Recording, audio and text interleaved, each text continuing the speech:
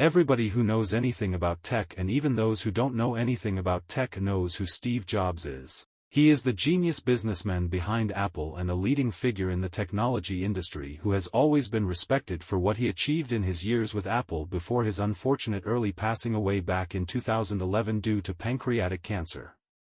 So many people also know his partner, Steve Wozniak, who is another well-known figure in the tech industry known for his leading roles in designing the earliest Macs. He was known for his great mind, and if you have read anything about him, you would know that he had a great impact on Apple. However, Mr. Ronald Wayne is a name that is far less known or even not known by many of Apple's true fans, despite the fact that he was the third and final co-founder of the biggest technology company in the world. So, let me tell you a bit more about this guy who started Apple and later on disappeared. Ronald Wayne is a lesser-known figure in the history of Apple Incorporated, but he played a crucial role in the early days of the company. Wayne, along with Steve Jobs and Steve Wozniak, co-founded Apple Computer in 1976. Despite his brief time at Apple, Wayne's story is an important one that provides insight into the early days of the company and the people who helped shape it. Wayne was born in Cleveland, Ohio in 1934.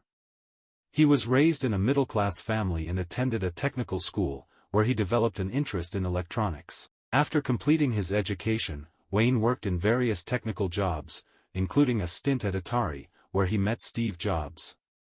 It was during this time that Wayne became interested in computers and the potential they held for changing the world.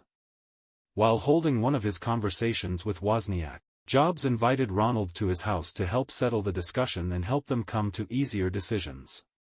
This led to a 2-hour conversation between the three, in which Jobs proposed that he starts a company with Wozniak and they would bring Ronald in as he was much older and had experienced helping them throughout the project.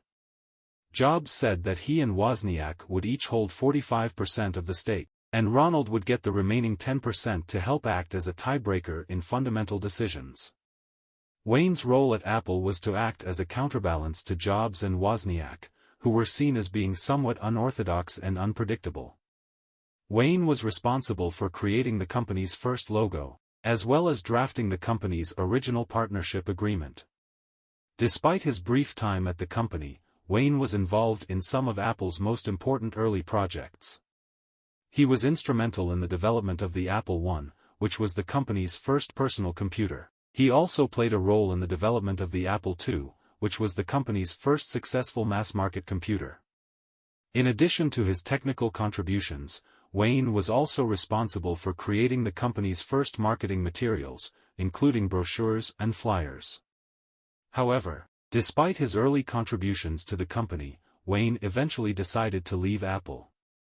He sold his 10% stake in the company for $800 and stepped away from the company just 12 days after writing the formal paper that would register Apple as a company. This does not mean that he stayed at Apple for 12 days only, of course, because he worked with them even before becoming formally a company. Steve Wozniak later on even disputed the 12 days period, as he said that Ronald worked with them for months. Ronald received $800 and 1 year later, he received an additional $1,500 to forfeit his 10% in Apple and any future claims for profit.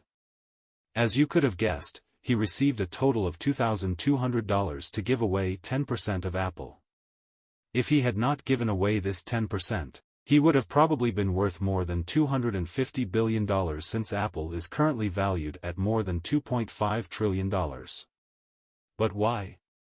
Wayne has left Apple for a few reasons, and he said in the following decades, that he does not regret the decision since he acted on the information that was available to him at the time. Wayne had a traumatic experience before Apple that turned him into a risk-averse person. 5 years prior to Apple, he suffered from the failure of his slot machine business and spent a year repaying this debt. When he first joined Apple, Jobs would secure a line for $15,000 which would be used to buy product materials from a company named The Byte Shop. This was back then a big sum of money, especially for a startup that was small as Apple back then, and it made Ronald scared. Legally, every member of them would be responsible for repaying this debt in case Apple fails. Wayne was much older than Jobs and Wozniak, who were 21 and 25 back then. He had more personal assets and was afraid that they were going to be seized.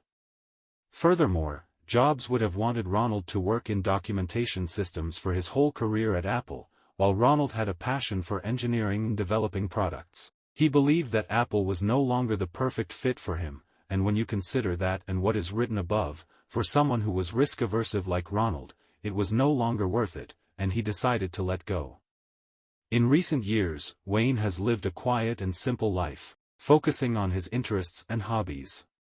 He has remained active in the technology industry, keeping up with the latest developments and innovations. He has also written a book about his experience co-founding Apple and his thoughts on the technology industry. Regardless of the reasons for his departure, Wayne's decision to leave Apple had a profound impact on his life.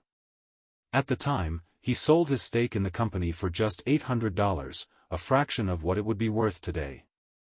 Over the years, Wayne has watched from the sidelines as Apple has become one of the most successful and valuable companies in the world.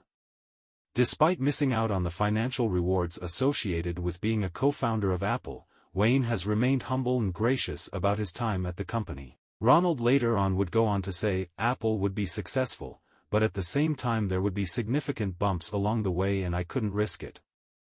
I had already had a rather unfortunate business experience before. I was getting too old and those two were whirlwinds. It was like having a tiger by the tail and I couldn't keep up with these guys. Although Apple ended up at one point becoming the most valuable company in the world, he said that with the stress of staying with Apple he probably would have wound up the richest man in the cemetery.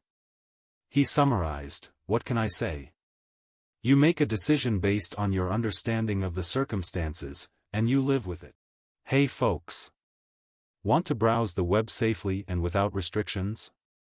Let me introduce you to ExpressVPN, a partner of our channel that helps you do just that. With ExpressVPN, you can protect your online data, unlock content from around the world, and enjoy a faster internet connection. It's like giving your online presence a superhero cape. And here's the best part, by using my special link in the description below, you can save a whopping 50% and get an extra 3 months free.